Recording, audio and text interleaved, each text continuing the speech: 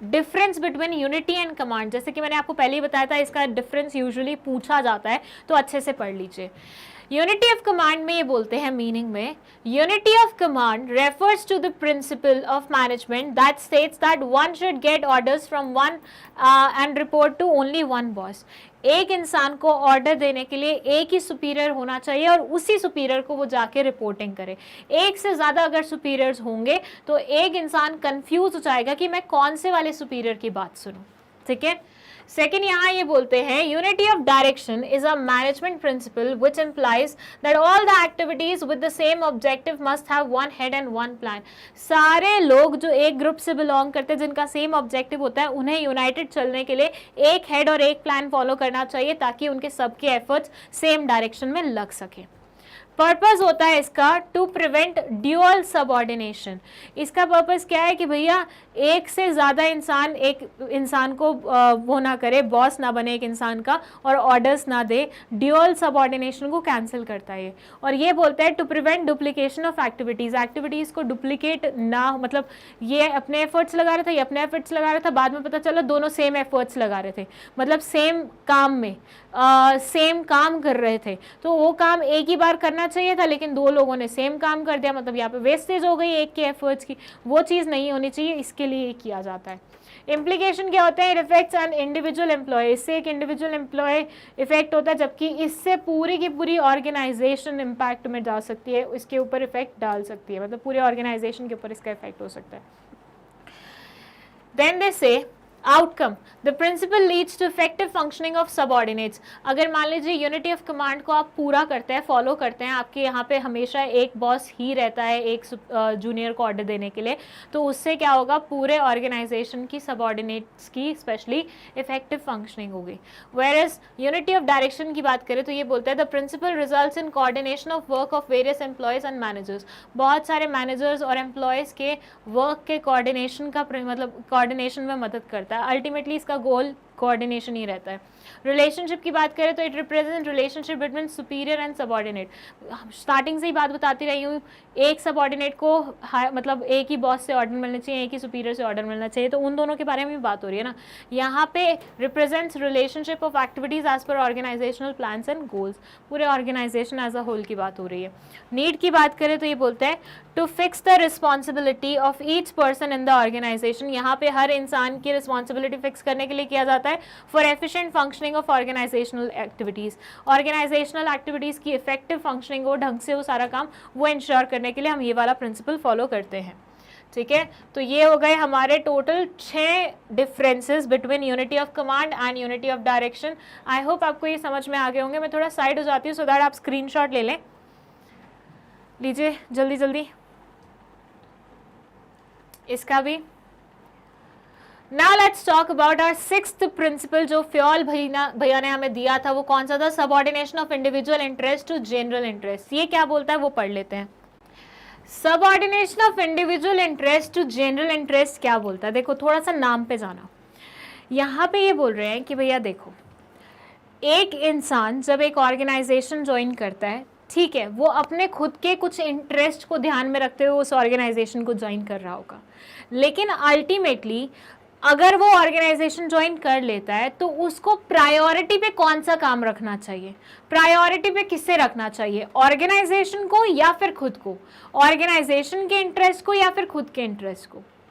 एक चीज़ जो यहाँ पे समझना लायक है ना, वो ये है कि अगर ऑर्गेनाइजेशन ग्रो करेगा ना तभी तुम ग्रो कर रहे होगे। ऑर्गेनाइजेशन के इंटरेस्ट सेटिस्फाइड होंगे ना तभी तुम्हारे इंटरेस्ट सेटिस्फाइड हो पाएंगे। अगर तुम अपने इंटरेस्ट सेटिस्फाइड करने में पहले पहुंच गए ना तो ऑर्गेनाइजेशन कहीं ना कहीं बीच में ही अटक जाएगा और फिर तुम्हारा भी कुछ भला हो नहीं पाएगा।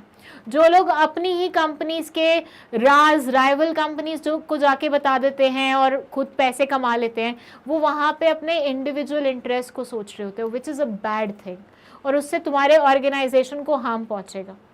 और तुम्हें भी तो कौन सा वो हायर कर लेंगे दूसरी कंपनी वाले, उनको लगेंगे ये अपनी कंपनी का सगा नहीं हुआ, हमारा कहाँ से होगा। तो अल्टीमेटली लॉन्ग रन में तुम्हारी तो जॉब चली गई, क्योंकि तुमने अपनी ऑर्गेनाइजेशन को खुद डुबवा दिया, दूसरी ऑर्गेनाइजेशन ने तुम्हें हायर नहीं किया।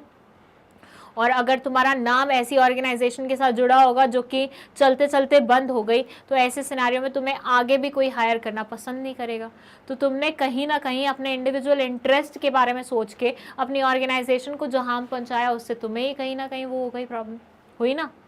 तो हमेशा ध्यान रखो कि अपने खुद के इंडिविजुअल जो इंटरेस्ट होते हैं उनको सबऑर्डिनेट मानो, और जो कंपनी के गोल्स हैं, कंपनी के इंटरेस्ट हैं, उनको सुप्रीम मानो, ठीक है। तो ये बोलते हैं the interest of an organisation should take priority over the interest of any individual employee. Individual employee के जो इंटरेस्ट होते हैं उसके ऊपर प्रायोरिटी किसे मिलनी चाहिए, ऑर्गेनाइजेशन के इंटरेस्ट को मिलनी चाहिए। In simple words, the organisation interest to be prioritise over individual interest. फिर आती है रेम्यूनरेशन ऑफ एम्प्लॉयज। ये क्या बोलती है? ये बोलती है कि हर इंसान जो आपकी ऑर्गेनाइजेशन को ज्वाइन करता है वो रिटर्न में कुछ पैसे कमाना चाहता है, राइट? हाँ जी, बिल्कुल, कम पैसे कमाना चाहता है। अब ऐसे सिनेरियो में अगर किसी इंसान को जितना पैसा वो सोच के आया है या जितने एफर्ट्स वो लगा रहा है उतना ना मिले रिटर्न में, तो कहीं ना कहीं उसका थोड़ा सा इंटरेस्ट नहीं लूज हो जाएगा। मैं बोलूँ, मैंने मैग्नेट ब्रेन्स ज्वाइन किया बहुत सारी महत्वाकांक्षाओं के साथ। अब मैं यहाँ पे अपना 100% भी दे रही हूँ, बट ये लोग मुझे पैसे देते हुए बड़ा रुला रहे हैं, पिटा रहे हैं, मतलब 2-2 महीने की सैलरी क्रेडिट नहीं करते हैं मेरे अकाउंट में। ये मैं एग्जांपल दे रही हूँ, ऐसा बिल्कुल भी नहीं है, ठीक है। तो 2-2 महीने की सैलरी क्रेडिट नहीं करते हैं, देते हैं तो बहुत ही मतलब पार्ट्स में देते हैं, इंस्टॉलमेंट्स में देंगे, बहुत कम सैलरी है, बहुत ही मतलब मेरे को बुरा हाल कर रखा है। तो ऐसे सिनेरियो में क्या मैं मैग्नेट ब्रेन्स को अपना 100% डेडिकेशन दे पाऊँगी? I will think of joining somewhere else, right? यही होता है ना नॉर्मली। तो ये बोलते हैं जब भी आप अपने एम्प्लॉयज़ को यहाँ पे अपने ऑर्गेनाइजेशन में हायर करते हैं, एक बात आप ध्यान रखा कीजिए कि हर ऑर्गेनाइजेशन में जो एम्प्लॉयज़ काम कर रहे हैं उनकी कुछ एक्सपेक्टेशंस होती हैं। वो जितना काम कर रहे हैं ना, उनके बदले में उनको उतना पैसा भी मिलना चाहिए। So it says the overall pay and compensation should be fair to both employees and the organization. Organization और employees दोनों के लिए fair होना चाहिए। यू भी ना हो कि organization भर भर के दे रहा है, मतलब खुद के reserves को वो खाली करते जा रहा है लेकिन बंदे को वो कर रहा है, वैसा भी नहीं होना चाहिए। और vice versa भी नहीं होना चाहिए कि जितना उसका बनता है उससे कम तुम उसे दे रहे हो। The employees should be given fair wages so that they can have a reasonable standard of living. Wages should be within the paying capacity of the organization.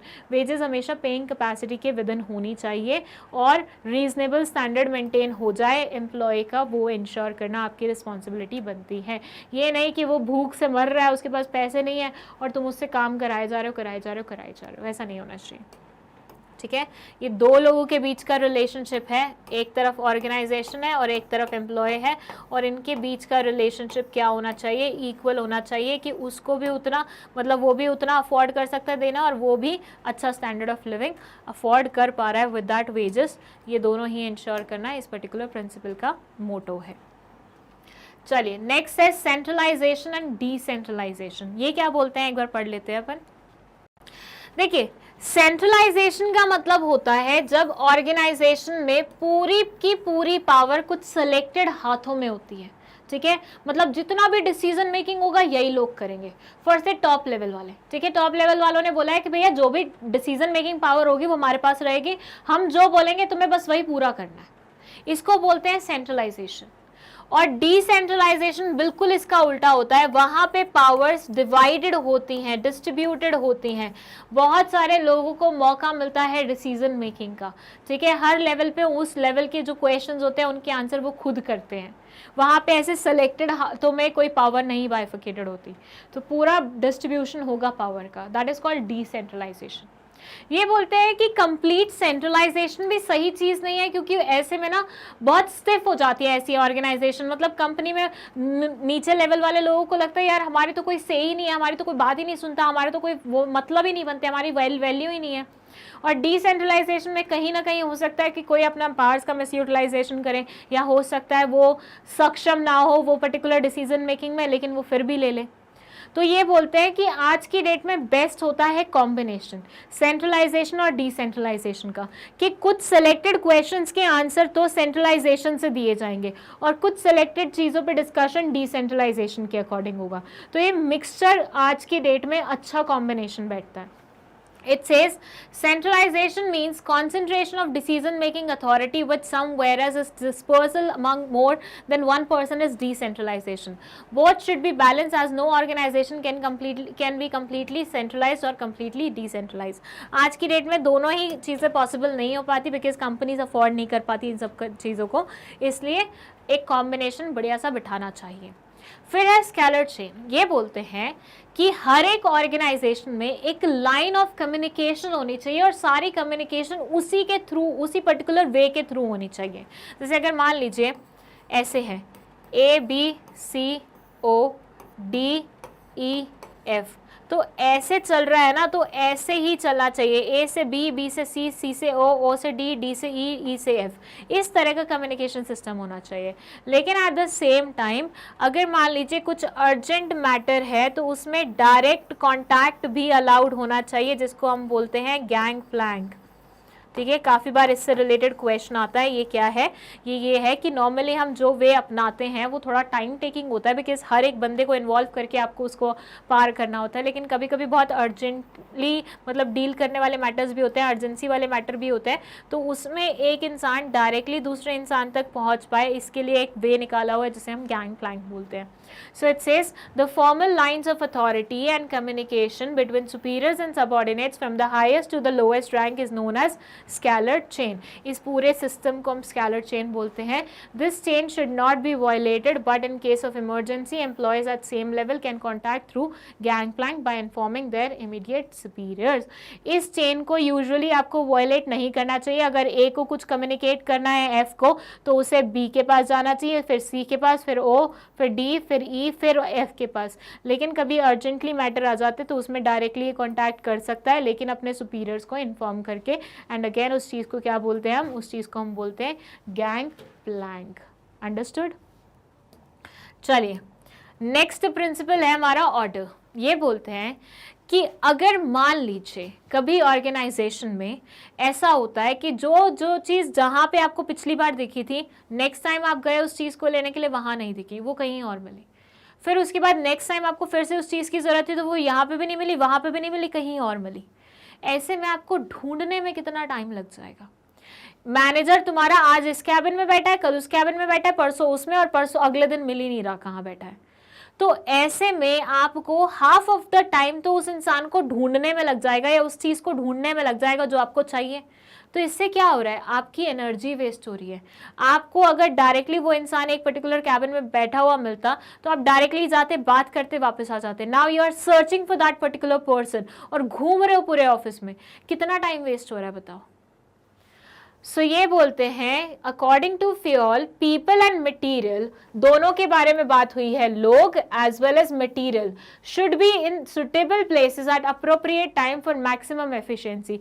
हर एक चीज़ और हर एक इंसान का एक सिस्टमैटिक बैठने का या रखने का प्लेस होना चाहिए जिसपे वो हमेशा मिले, ताकि किसी को भी उसको ढूंढना नहीं पड़े इधर उधर। A place for everything and everyone and everything and everyone should be in designated place। दो बार आ गया everything और anyone। ये बोल रहे हैं कि हर एक चीज़ का, हर एक बंदे का एक designated place होना चाहिए जिसको वहाँ पे ही मिलना चाहिए। जैसे मैग्नेट ब्रेन्स में बुक्स, हर टीचर बुक इस्तेमाल करता है, ठीक है। हर एक टीचर ने पता नहीं 5-6 बुक्स लेके रखे हैं, कुछ टीचर्स ने तो और ज़्यादा बुक्स लेके रखी हुई हैं। तो ऐसे में अगर मान लीजिए बुक्स ऐसे ऐसे पड़ी रहेंगी तो टीचर्स को रेफरेंस के लिए भागना पड़ेगा इधर उधर, बड़ी टेंशन हो जाएगी। तो यहाँ पे हमने एक रिस्पेक्टिव कबर्ड बनाई हुई है जिसके अंदर सारी बुक्स मिल जाती हैं। किसी भी टीचर को कोई भी बुक चाहिए आपको वहाँ पे मिल जाएगी। तो वो क्या है? मतलब ऑर्डर मेंटेन किया हुआ है। तो प्लेसेस और इंसान हो या मटेरियल हो, हर एक चीज़ का एक रिस्पेक्टिव प्लेस डिसाइड कर दो ताकि वो चीज़ वहीं पे मिले और आपका टाइम वेस्ट ना हो उसको सर्च करने के चक्कर में। फिर है इक्विटी। इक्विटी क्या बोलता है कि good sense and experience are needed to ensure fairness to all employees who should be treated as fairly as possible. The working environment of an organisation should be free from all forms of principles of justice and this and that. All forms of, यहाँ पे आना चाहिए biasness, ठीक है। ये बोलते हैं कि ऑर्गेनाइजेशन में कभी आप ये मत करो कि तू लड़का है तू लड़की है, तेरी कम सैलरी होगी तेरी ज़्यादा सैलरी होगी, तू SC कैटेगरी का है, तू ST कैटेगरी का है, तू OBC कैटेगरी का है, तू जनरल कैटेगरी का है। ये सब बाइफिकेशन नहीं होना चाहिए। ऑर्गेनाइजेशन में आपको हर एक इंडिविजुअल इंसान को एज उसकी फेस वैल्यू पे लेना चाहिए, उसे as a human being treat करना चाहिए। For you everybody should be equal, no matter that particular person is handicap, no matter that particular person is fair skin or of dull skin, whatever might be the case, आपको हर एक person को face value पे लेना चाहिए और equally सबके साथ deal करना चाहिए, इक्विटी मेंटेन करनी चाहिए, जस्टिस रखना चाहिए, बायसनेस नहीं करनी चाहिए। ये हैं आपके लास्ट 3 प्रिंसिपल्स, ध्यान से समझिएगा इन्हें भी। फर्स्ट है स्टेबिलिटी, 12th है स्टेबिलिटी ऑफ पर्सनल। आपके ऑर्गेनाइजेशन में इंसान आया, इंसान गया, इंसान आया, इंसान गया, इंसान आया, इंसान गया, ये नहीं होना चाहिए। इंसान आए और मजबूर हो जाए आपकी ऑर्गेनाइजेशन में रहने के लिए, और ये मजबूर फोर्सफुल वाला नहीं होना चाहिए, खुद की मर्जी से, कि उसका कहीं और जाने का मन ही ना करे। आपकी ऑर्गेनाइजेशन इतनी अच्छी होनी चाहिए, आपकी ऑर्गेनाइजेशन में लोगों की स्टेबिलिटी होनी चाहिए कि people are coming and people are staying there. It says employee turnover should be minimized to maintain organizational efficiency. A personnel should be selected and appointed after rigorous procedure, and the selected person should be kept at the post for a minimum tenure to show results. हर एक इंसान को आपको minimum time period के लिए एक particular post पे रखना चाहिए ताकि उसके रिजल्ट्स आपको अच्छे से देखने को मिल जाए, और उसका सिलेक्शन भी बहुत अच्छे रिगरस तरीके से होना चाहिए ताकि बाद में आपको ये ना लगे कि इसको तो जल्दबाजी में रख लिया, तो ढंग से काम ही नहीं कर पा रहा है, अब निकालो इसको। ऐसा नहीं होना चाहिए। सिलेक्शन के टाइम पे आप जितने मर्जी स्ट्रिक्ट हो जाओ, लेकिन once appointed you should maintain that thing कि उसको उस ऑर्गेनाइजेशन में अपन को रखना है, खुद से नहीं निकालना। वो अब जाना चाहे because of their own priorities तो वो अलग बात है, आप रोक नहीं सकते हो किसी भी जाने वाले को, बट आप नहीं निकालो। देयर है इनिशिएटिव। इनिशिएटिव बोलता है workers should be encouraged to develop and carry out their plan for improvements. Initiative means taking the first step with self motivation, it is thinking out and executing the plan. ये बोलते हैं कि भैया देखो, organisation में ना at least इतनी freedom होनी चाहिए कि अगर मुझे खुल के अपनी बात बोलनी है ना तो मुझे सोचना नहीं पड़े। मतलब जैसे अगर मान लो मैग्नेट ब्रेन्स की मीटिंग हो रही है टीचर्स की, ठीक है, स्नेहा मैम बैठ के कुछ पूछ रही हैं, और ऐसा नहीं होना चाहिए कि हम टीचर्स बोल ही नहीं पा रहे, हम बहुत फ्रीली बोलते हैं कि मैम हमें लगता है ये चीज़ ऐसे होनी चाहिए, ये चीज़ ऐसे होनी चाहिए, वो चीज़ ऐसे होनी चाहिए, ये होना चाहिए, वो होना चाहिए। तो इससे क्या होगा कि हमारे अंदर भी कॉन्फिडेंस आएगा कि हमारी बात सुनी जा रही है, सामने वाले को भी लगेगा पार्टिसिपेट कर रहे हैं लोग। तो हमेशा वर्कर्स को इनिशिएटिव रखने के लिए मौका देना चाहिए। आपके यहाँ पे एटलीस्ट इतनी फ्रीडम होनी चाहिए कि सामने वाले को लगे कि हाँ मेरे ओपिनियंस की, मेरी चीज़ों की कदर है यहाँ पे। फिर है स्पिरिट दे कॉर्प्स, ये लास्ट है और थोड़ा सा डिफरेंट लैंग्वेज में है। ये बोलते हैं management should promote team spirit, unity and harmony among employees. सबसे ज़्यादा जो चीज़ मैटर करती है वो होती है टीम स्पिरिट। अगर आपकी ऑर्गेनाइजेशन में बढ़िया से बढ़िया लोग हैं लेकिन आपस में उनका कोऑर्डिनेशन नहीं है, आपस में उनकी कोई स्पिरिट नहीं बैठती है, टीम स्पिरिट नहीं है, वो अपना अलग प्रूव करने में लगा है, वो अपना अलग प्रूव करने में लगा है, वो अपना अलग, वो अपना अलग, ऐसे में आपकी ऑर्गेनाइजेशन कभी ग्रो नहीं कर पाएगी। ये जितने मर्जी एफर्ट्स लगा ले, कोई अपने आप को बेस्ट से बेस्ट से बेस्ट प्रूव कर दे कि आई एम तो बेस्टेस्ट इन दिस वर्ल्ड, मेरे अलावा तो कोई और है ही नहीं, बट स्टिल उसके एफर्ट्स आपके ऑर्गेनाइजेशन के काम नहीं आएंगे क्योंकि आपकी ऑर्गेनाइजेशन सबके कंबाइंड एफर्ट से चलने वाली है। तो टीम स्पिरिट एक बहुत ज़्यादा इंपॉर्टेंट चीज़ है जो कि मैटर करती है किसी भी ऑर्गेनाइजेशन के लिए। ठीक है, तो ये हो गया आपके 14 प्रिंसिपल्स। एक बार मैं आपको हल्के से फिर रिवाइज करा देती हूँ यहाँ पे ले जाके। ठीक है, डिवीजन ऑफ वर्क में क्या करते हैं, पूरे वर्क को डिवाइड करते हैं छोटे छोटे पार्ट्स में, और जो भी रिस्पेक्टिव इंसान कोई काम करने में निपुण होता है उसको हम वो काम दे देते हैं। सेकेंड है अथॉरिटी एंड रिस्पॉन्सिबिलिटी। अथॉरिटी और रिस्पॉन्सिबिलिटी में बैलेंस होना चाहिए, हैंड इन हैंड चलती है ये दोनों चीज़ें। किसी को अगर आप पावर दे रहे हो तो साथ में रिस्पॉन्सिबिलिटी भी दो, मतलब ड्यूटी भी दो, किसी को आप ड्यूटी दे रहे हो तो साथ में पावर भी दो। ठीक है, फिर डिसिप्लिन, मतलब ऑर्गेनाइजेशन में आपको डिसिप्लिन मेंटेन करना चाहिए, जो नहीं मान रहे हैं बात उनके ऊपर पेनल्टी लगाओ। यूनिटी ऑफ कमांड, मतलब एक सबऑर्डिनेट को एक ही सुपीरियर से ऑर्डर मिलना चाहिए। यूनिटी ऑफ डायरेक्शन, मतलब सब अगर सेम ऑब्जेक्टिव्स रखे हुए हैं तो उनका एक हेड और एक प्लान होना चाहिए ताकि उनके सारे एफर्ट्स कोऑर्डिनेटेड वे में एक ही डायरेक्शन में चलें। सबऑर्डिनेशन ऑफ इंडिविजुअल इंटरेस्ट में ये बोलते हैं कि अपने इंटरेस्ट को थोड़ा सा तुम नीचे रखो, प्रायोरिटी दो पहले ऑर्गेनाइजेशन के इंटरेस्ट को। रेम्यूनरेशन, ऑर्गेनाइजेशन या फिर जहाँ पे ज़्यादा मेजॉरिटी का जहाँ पे स्टेक होता है उनके। रेम्यूनरेशन बोलता है कि भैया अगर किसी से उतना काम तुमने करवाया तो उसके बदले में उनको उतने पैसे भी दो, ठीक है, ताकि उनका भी अच्छे से स्टैंडर्ड ऑफ लिविंग मेंटेन हो सके and at the same time तुम भी ज़्यादा ना पे कर रहे हो सामने वाले इंसान को, ये भी इंश्योर करना। ये ना हो कि तुम लुटाते जा रहे हो सामने वाले को। Degree centralisation, decentralisation. सेंट्रलाइजेशन जब सारी की सारी डिसीजन मेकिंग पावर कुछ सिलेक्टेड हैंड में होती है, डिसेंट्रलाइजेशन जब पावर्स बाइफिकेटेड होते हैं। और फिर साथ में ये बोलते हैं कि आज की डेट में इन दोनों का कॉम्बिनेशन बेस्ट बैठता है। स्केलर चेन मतलब एक पूरा वे बनाया हुआ है आपने कम्युनिकेशन का, यूजुअली पूरी कम्युनिकेशन आपको उसी वे से करनी चाहिए, लेकिन कभी कभी अगर आपको लगता है कुछ अर्जेंसी वाला मैटर है तो आप डायरेक्टली भी कॉन्टैक्ट कर सकते हो किसी इंसान को, इन्फॉर्मिंग योर सीनियर्स उसके बाद ही। ऑर्डर मतलब हर एक इंसान की और हर एक रिसोर्स की अपनी एक रिस्पेक्टिव जगह होनी चाहिए ऑर्गेनाइजेशन में, और हमेशा वो चीज़ वहीं पे मिलनी चाहिए ताकि लोगों को उसको ढूंढना ना पड़े। इक्विटी मतलब ऑर्गेनाइजेशन में हमेशा इक्वालिटी मेंटेन करो, लड़का हो लड़की हो, काला हो गोरा हो, मुस्लिम हो हिंदू हो, कुछ भी हो, हमेशा ऑर्गेनाइजेशन में एज एन इंडिविजुअल उसे रखा जाना चाहिए, ह्यूमन बीइंग रखा जाना चाहिए, ना कि लड़का लड़की और ये सब करके। Stability of tenure of personal मतलब किसी को रखते हो तो चाहे कितने भी स्ट्रिक्ट वे से क्यों ना उसको हायर करो, लेकिन एक बार रख लिया तो उसको निकालो मत, मतलब कोशिश करो उसको पूरा टाइम दिया जाए। इनिशिएटिव मतलब अपने ऑर्गेनाइजेशन में इतनी फ्रीडम तो रखो कि लोग अपनी बात खुल के बोल सकें। स्पिरिट दे कॉप्स, अपनी ऑर्गेनाइजेशन में टीम स्पिरिट मेंटेन करो, टीम स्पिरिट के बिना आपकी ऑर्गेनाइजेशन आगे नहीं बढ़ पाएगी, ठीक है। तो ये हो गए आपके पूरे 14 principles of fuel. I hope आपको ये अच्छे से समझ में आ गए होंगे। नाउ लेट्स मूव टू, पहले एक बार इसका स्क्रीनशॉट लेना चाहते हैं तो ले लीजिए, ये इसका स्क्रीनशॉट लीजिए। अब ये 2 प्रिंसिपल्स, नाउ दीज 2 प्रिंसिपल्स, इसका लीजिए। डिफरेंसेस का आई गेस आप लोग ले चुके हैं, 6th 7th 8th 9th 10th 11th 13th 12th 13 14, ये हो गए आपके 14 के 14 प्रिंसिपल्स। चलिए अब हम बात करेंगे फ्योल और टेलर भाई साहब के प्रिंसिपल्स और जो भी इनकी मान्यताएं थी, सोचना था उनके डिफरेंसेस के बारे में। ओके, सो डिफरेंसेस में इस तरफ लिखे हुए हैं बेसिस, यहाँ हेनरी फ्योल सर का नाम है और यहाँ पे टेलर भाई साहब का नाम है। तो यहाँ पे जो फर्स्ट पॉइंट है वो है बेसिस ऑफ फॉर्मेशन, कि ये दोनों ही ने बहुत सारे प्रिंसिपल्स दिए हैं, इन्होंने 4 दिए, उन्होंने 14 दिए हैं। तो इनके जो प्रिंसिपल्स हैं उनका फॉर्मेशन किस तरह से हुआ था, मतलब वो एग्जिस्टेंस में कैसे आए थे। तो फर्स्ट हेनरी फ्योल बोलते हैं पर्सनल एक्सपीरियंस से, मतलब इन्होंने पर्सनल एक्सपीरियंस में जो जो चीज़ें सीखी हैं वही सारी चीज़ें इन्होंने इम्प्लीमेंट करी हैं और प्रिंसिपल्स के फॉर्मेट में हम लोगों को दे दी हैं पढ़ने के लिए, ठीक है।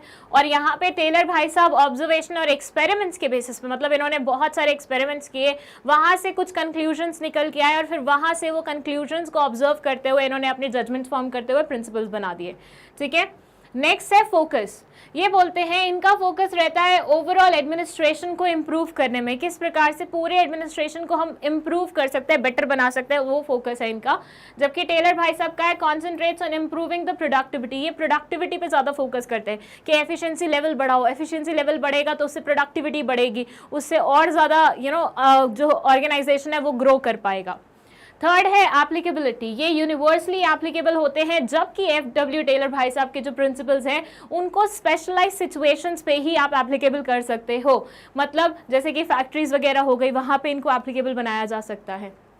पर्सपेक्टिव की बात करें तो ये टॉप लेवल मैनेजमेंट के पर्सपेक्टिव से देखते हैं और ये lower level shop floor level के, मतलब इसको कुछ भी बोल सकते हैं, लोअर लेवल या शॉप फ्लोर या ऑपरेशनल लेवल, उसके पर्सपेक्टिव से देखते हैं। पर्सनालिटी की बात करें, Fayol sir researcher practitioner and was called as the father of general management. अब इस वर्ड को अच्छे से, इस फ्रेज को अच्छे से याद रखना, रीजन भी यहाँ से बहुत बार एमसीक्यू पूछा जाता है या फिर कई बार केस स्टडी दी होती है, केस स्टडी में अचानक से आपसे पूछ लेते हैं बताओ भाई कौन है फादर ऑफ जनरल मैनेजमेंट, और उस टाइम पे अगर आपको याद नहीं रहा या आपको टेलर सर का नाम याद आ गया तो फिर दिक्कत हो जाएगी, ठीक है। ये भी फादर हैं लेकिन ये साइंटिफिक मैनेजमेंट के फादर हैं, ये फादर है जनरल मैनेजमेंट के, तो याद रखना जीएम और ये है हमारे एसएम, ठीक है। एफडब्ल्यू हमारे एसएम के हैं जबकि हेनरी फ्योल सर हमारे जीएफ के हैं। अच्छा, इसको एक याद करने का तरीका बताऊं क्या, HGEFG, हाँ ठीक है, एक याद करने का तरीका बताती हूँ। बताओ F के बाद क्या आता है? अल्फाबेट्स पढ़े हैं ना बचपन में, पढ़े ही होंगे, पता ही होगा F है ये और ये G है। तो F के बाद क्या आता है? G आता है, ठीक है। Whereas T से पहले क्या आता है? T से पहले आता है S, राइट। तो F मतलब फ्यूल सर, इनके मैनेजमेंट के प्रिंसिपल्स कौन से होंगे? जनरल मैनेजमेंट के, ठीक है। और यहाँ पे T stands for Taylor sir, और इनके क्या होंगे मैनेजमेंट के? कौन से फादर हैं ये? साइंटिफिक मैनेजमेंट के। S stands for scientific management, ठीक है। बहुत ही गंदा तरीका है लेकिन याद करने के लिए बहुत सही है। पता है ऐसे इडियोटिक तरीकों से ही ना अपन को चीज़ें बहुत ज़्यादा याद रह जाती है। मैं जब खुद पढ़ती थी और मैं जब फैक्ट्स में, मैं I agree I was not good in facts, like मेरा कभी फैक्ट्स के साथ अच्छा रिलेशनशिप नहीं रहा है, मेरा हिस्ट्री के साथ यूजुअली अच्छा रिलेशनशिप नहीं रहता, तो मुझे पूरी स्टोरी याद रहती थी, मेरे दिमाग में पूरी स्टोरी ऐसे छपी होती थी, लेकिन जब बात आ जाती थी नाम बताओ, ईयर बताओ, वहीं पे मेरा सब खेल खराब हो जाता था। फिर I started using these things like in order to remember those facts. तो फिर ये चीज़ों ने मेरी काफ़ी मदद करी। मैं ऐसी स्टोरी बनाती थी, मतलब मैंने फंडामेंटल ड्यूटीज़ की एक अलग से स्टोरी बनाई हुई है, जो एकदम से मैं बोलूँ और मुझे सारी स्टोरी, मतलब जितनी भी ड्यूटीज़ है वो सारी याद आ जाती हैं। तो ऐसे आप थोड़ा इडियोटिकपन से अपनी पढ़ाई कंप्लीट कर सकते हैं, ठीक है, कुछ कुछ चीज़ों पर वो रख सकते हैं, ठीक है।